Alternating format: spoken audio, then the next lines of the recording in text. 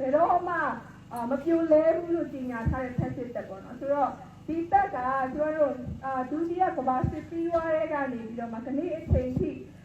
ဒီကဘာမှာပေါ့နော်မပြောင်းမလဲပဲရှိနေတဲ့ဦးဒီတော့ကျန်ခဲ့တဲ့ passive တက်ဖြစ်ပါတယ်ဆိုတော့ဒီ passive တက်ကိုအခုဒီရဲဘော်ဦးတယောက်ချင်းစီတိုင်းသူပြက်နေတာဖြစ်တဲ့အတွက်ရဲဘော်ဦးတယောက်ချင်းစီတက်ရှိသမိုင်းပဲဖြစ်ပါတယ်ဆိုတော့မြန်မာနိုင်ငံရဲ့အလဲအပြောင်းကိုရဲဘော်တွေလက်နဲ့ကြီးနေတာဖြစ်ပါတယ်ဒီရဲဘော်ဦးချင်းစီတယောက်ချင်းစီတိုင်းဒီနိုင်ငံရဲ့သမိုင်းစာမျက်နှာဖြစ်တဲ့ဆိုတဲ့အကြောင်းကိုသိချင်မှတွင်းထားပါပေါ့နော်ဆိုတော့ဒုတိယတစ်ချက်ကတော့တော်လှန်ရေးပေါ်ဘယ်လောက်ထိသစ္စာရှိလဲဆိုတဲ့အပေါ်မှာကြည့်ပါတယ်ဆိုတော့ရဲဘော်တို့ရှိကနေ